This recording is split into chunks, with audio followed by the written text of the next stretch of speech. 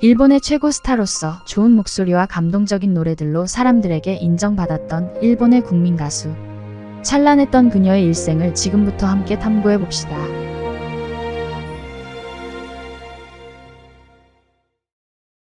1967년 2월 6일 사카이 이즈미는 카나가와현의 한 병원에서 태어나게 되는데 그녀의 어머니는 의사가 잠시 자리를 비운 사이에 홀로 사카이를 낳았고 다행히도 산모와 아이 모두 문제가 없었습니다.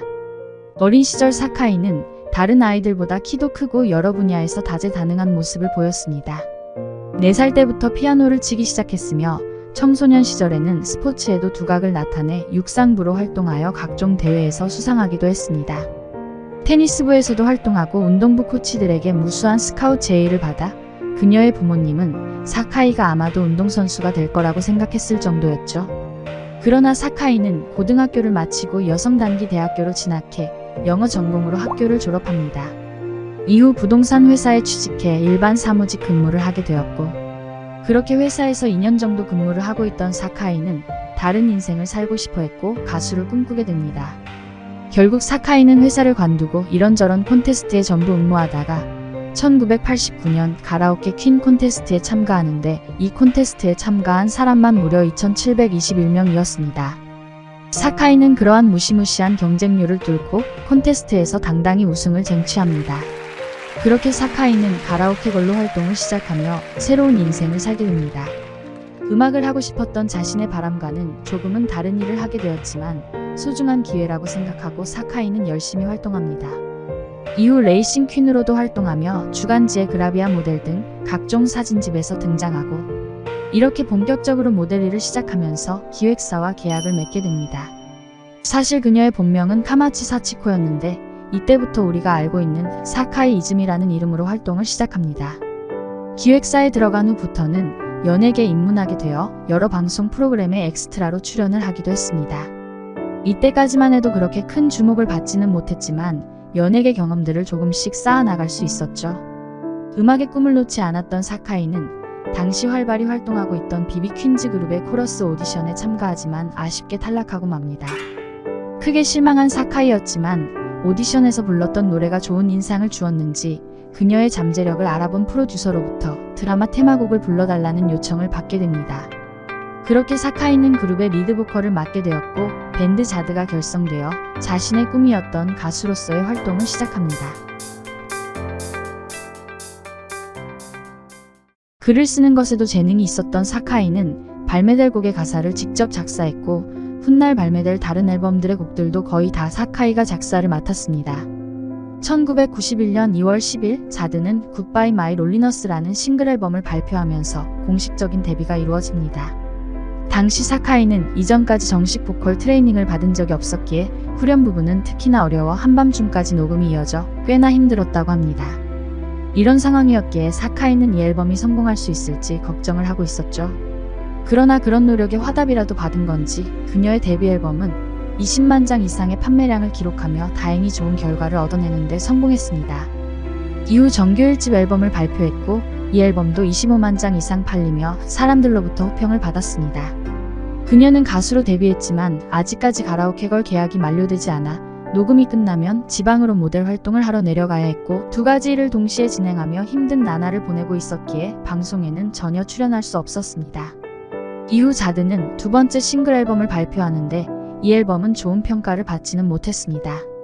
곧바로 3번째 싱글 앨범도 발표했지만 이 앨범 또한 사람들의 반응은 좋지 못했고 이후로 정규 2집 앨범을 포함해 계속해서 음반을 발매해 보았으나 아쉽게도 미지근한 반응이었습니다. 이 당시 자드의 노래들은 아직 색깔이 뚜렷하지 않아 실험 정신이 강했고 마니아틱한 노래 위주였기 때문에 사람들의 취향을 많이 탔던 영향이 있었던 것으로 보입니다.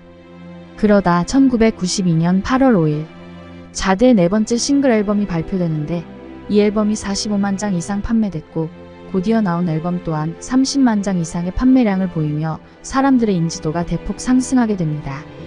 그렇게 이 시기에 처음으로 가수로서 방송에 사카이가 등장합니다. 그러나 극도로 긴장한 사카이는 매우 어색하고 딱딱한 모습을 보였고 같은 프로그램에 반복해서 출연했지만 상황은 크게 달라지지 않았습니다.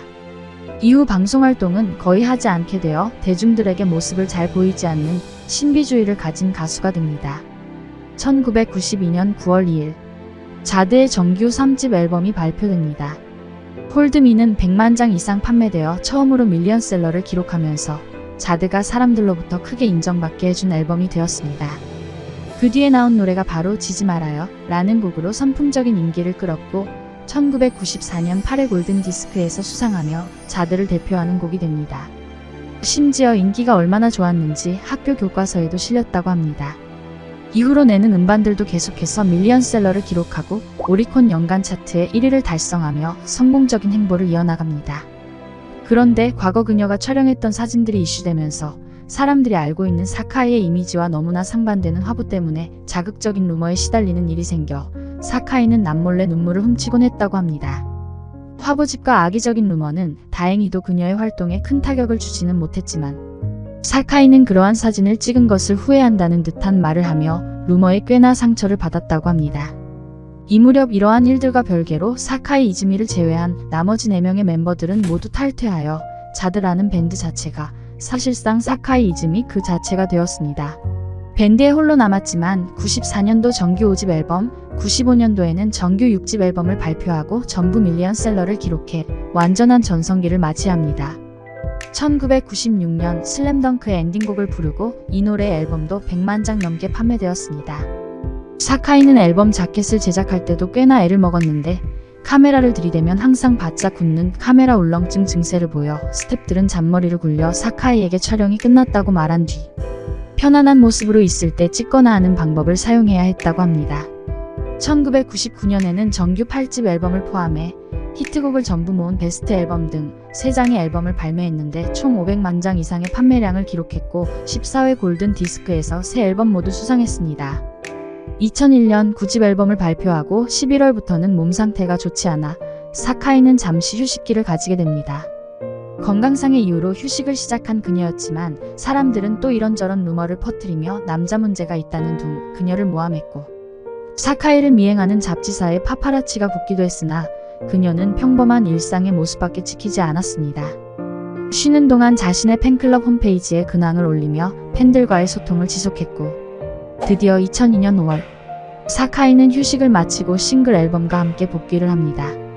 이후 2003년에도 꾸준히 앨범을 내며 활발한 활동을 보였지만 아쉽게도 이전 앨범들만큼의 큰 파급력을 보이진 않았습니다.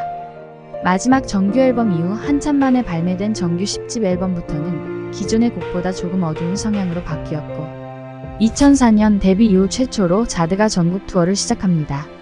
이 전국 투어는 사카이가 직접 콘서트의 프로듀서를 맡고 아주 예민하게 작업하며 2년 동안 여러가지 부분에 상당한 노력을 기울였습니다. 이윽고 진행된 전국 투어는 사람들의 반응이 폭발적이었으며 11번의 콘서트가 전부 매진되어 전설적인 콘서트로 남았고 향후 이 전국 투어 영상은 영화화되어 상영하게 됩니다. 사카이는 악화된 건강 이슈로 인해 세션들과 함께 연습할 수 있었던 것은 단 2번의 기회밖에 없었지만 평소 반복해서 이미지 트레이닝을 하며 공연을 준비했고 4개월간의 전국 투어를 완벽하게 마칠 수 있었습니다. 공연이 끝나고도 창작 활동을 멈추지 않았던 사카이는 한 해가 지나기 전에 싱글 앨범을 발표합니다. 이후 해당 곡과 관련된 인터뷰를 하나 진행하게 되는데 질문자가 혹시 일할 때 틀어놓는 것이 있는지 묻자 사카이는 최근 겨울연가를 보고 있어서 촬영할 때 겨울연가 OST를 듣는다고 답변해 한국 팬들을 놀라게 했습니다. 이후 2006년에 데뷔 15주년을 맞이해 기념 앨범을 발표하는데 이 앨범은 한국에도 정식으로 발매가 되었고 한국의 팬들에게도 감사하다는 인사를 남겨 해외에 있는 팬들까지 챙기는 모습을 보여주었습니다. 그러던 어느 날 팬들은 평소와 같이 자드의 새로운 앨범을 기다리고 있었습니다. 그런데 2007년 5월 27일 충격적인 소식 하나가 팬들에게 들려옵니다. 그것은 자드의 사카이 이즈미가 사망했다는 소식이었습니다. 비보를 접한 팬들은 갑자기 왜 이런 일이 일어난 것인지 이해할 수 없었고 뭔가 잘못된 소식이 아니냐고 물었지만 소속사에서 공식적으로 사카이가 사망했다고 발표합니다. 사실 사카이는 처음 휴식기를 가졌던 때부터 단순히 컨디션 저하가 아닌 건강에 이상이 생겨 치료를 받고 있었습니다. 치료 이후 무리하게 활동을 한 것인지 몸 상태는 점점 더 안 좋아져 갔고 2006년도에 뮤직비디오를 촬영하고 있던 사카이는 갑작스럽게 극심한 통증을 느끼고 병원으로 이송되었습니다. 병원에서 정밀 검사를 받은 사카이는 암 진단을 받았고 며칠 뒤 수시간에 걸친 대수술이 진행되었습니다. 다행히 수술은 성공적으로 끝나 한 달 동안 회복을 하고 몸 상태가 좋아져 퇴원을 했습니다. 이때까지도 팬들은 이러한 상황에 대해 전혀 알지 못했습니다. 다만 사카이가 자신의 팬클럽 홈페이지에 몸이 안 좋다고 언급한 적이 있었기에 컨디션 난조가 있는 정도로만 알고 있었다고 합니다. 그런데 2007년 사라진 줄 알았던 암이 폐로 전이되어 있었고 사카이는 다시 입원을 하고 투병을 시작합니다. 암은 꽤나 진행된 상태였지만 사카이는 좌절하지 않았습니다. 자신이 죽을 거라고 생각하지 않았고 병원에서 치료를 잘 받으면 다시 건강하게 퇴원할 수 있을 것이라고 말했다고 합니다. 그녀는 자신이 힘든 와중에도 투병을 힘겨워하는 주변의 다른 환자들을 위로하며 자신의 노래 지지 말아요를 불러주기도 했습니다. 그렇게 열심히 치료를 받으며 긍정을 잃지 않았던 사카이는 왜 갑자기 세상을 떠난 것일까요? 충격적이게도 사카이의 사망 원인은 암으로 인한 것이 아니라 추락에 의한 사고사였습니다. 그녀가 사고를 당할 때 주변에 사람이 아무도 없었기 때문에 혹시 삶을 비관하고 스스로 생을 마감한 게 아니냐는 추측이 있었지만 사카이는 생전 삶에 대한 애착이 강했고 퇴원 후에 할 일정들을 미리 정해놓기도 하였습니다. 그 일정들 중 하나가 한국의 배우 박신양과의 듀엣곡을 녹음하는 일정이 있었습니다. 그녀가 숨지기 이틀 전 잡았던 일정으로 만약 사카이가 건강하게 퇴원을 했다면 영화 약속의 OST 굿바이를 일본어 버전으로 함께 부르는 모습을 볼 수 있었을 테지만 안타깝게도 영원히 볼 수 없게 되었습니다. 사카이가 실족해 떨어진 장소는 바로 이곳인데 높이가 3m 조금 안 되는 경사로의 난간이었습니다. 스스로 삶을 떠나려는 사람이 이 정도 높이에서 시도하지는 않았을 것이기에 최종적으로 사고사로 결론지었습니다. 사카이는 평소에 어딘가에 걸터 앉아있는 것을 좋아했는데 이날도 이곳 난간에 걸터 앉아있다가 바닥으로 넘어지면서 변을 당한 것으로 추측하고 있습니다. 게다가 사고 전날 비까지 왔기 때문에 상당히 미끄러웠을 것으로 추정되며 그녀의 어머니에 의하면 그곳에서 사카이가 자주 명상을 했었다고 합니다. 그렇게 그날 쓰러져 있던 사카이를 발견한 행인이 급하게 신고를 해 그녀는 곧장 응급실로 옮겨졌지만 의식은 돌아오지 않은 채 오후에 숨을 거두게 되었습니다. 이후 그녀의 가족들과 친척들만 모여 장례식이 치러졌고 그 다음 달에는 팬들도 참가할 수 있는 사카이의 추도식이 열렸습니다. 이곳에는 4만 명의 사람들이 찾아와 그녀를 애도했습니다.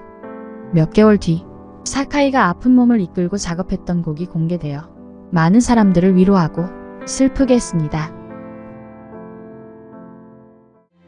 눈부셨던 스타 사카이 이즈미 일찍 세상과 작별하게 되었지만 수많은 팬들이 그녀를 기억하며 여전히 그리워하고 있습니다.